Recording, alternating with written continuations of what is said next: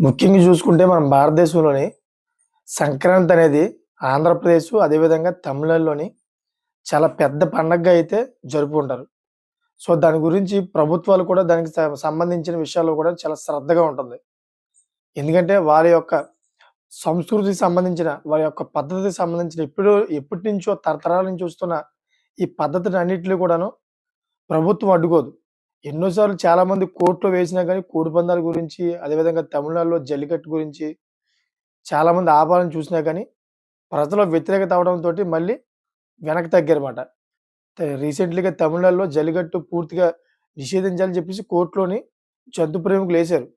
ఏస్తే మొత్తం తమిళనాడు ప్రజలందరూ కూడా మెరీనా బీచ్‌లో ధర్నా చేసి, దాన్ని మళ్ళీ తిరిగి పొందారుమాట.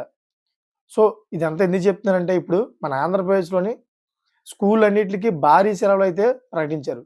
సో, ఆ మెసేజ్ తెలుసుకున్న తర్వాత నాకు తెలిసిన మట్టుకైతే స్కూల్ పిల్లలందరూ కూడా సంతోషం వ్యక్తం చేస్తారు తల్లిదండ్రులు కూడా. ఎందుకంటే, మన ఆంధ్రప్రదేశ్‌లో సంక్రాంతి జరుపుకోవడానికి ఎక్కడెక్కడి నుంచో దూర ప్రాంతాల నుంచి చాలామంది వ్యాపారస్తులు గాని, ఉద్యోగస్తులు గాని పాపం సెలవు పెట్టుకొని వస్తా ఉంటారు. మనంతగా చూస్తా ఉన్నాం.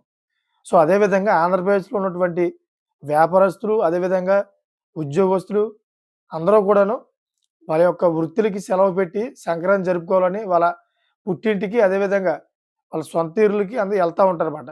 సో, దాన్ని ఉద్దేశించి అయితే ఆంధ్రప్రదేశ్‌లోని ఈ సంవత్సరం ఘనంగా సంక్రాంతి జరుపుకోవాలని చెప్పేసి రాష్ట్ర ప్రభుత్వం 9 రోజులైతే ప్రకటించింది. దానికి తోడు కొన్ని ఇంకా ఎక్స్‌ట్రా ఆప్షనల్ హాలిడేస్ కూడా యాడ్ అయ్యాయి. దగ్గర దగ్గరగా 15-16 రోజులైతే పిల్లలకి హాలిడేస్ వస్తున్నాయి. సో, దీనివల్ల పిల్లలందరూ కూడా తీవ్ర సంతోషం అవుతున్నారు. సో, అది ఎప్పటినుంచంటే మనకి జనవరి 10వ తారీఖు సెకండ్ సాటర్‌డే రావడంతోటి, అదేవిధంగా 11వ తారీఖు ఆదివారం రావడంతోటి 12 ఇయన్నీ కూడాను గవర్నమెంట్ హాలిడేస్ స్టార్ట్ చేసింది అక్కడి నుంచే. ఇంకా ఆటోమేటిక్‌గా మనం చూసుకుంటే గనక 15, 16 రోజులు ఈ పిల్లలందరికి కూడాను సెలవులు వచ్చాయన్నమాట.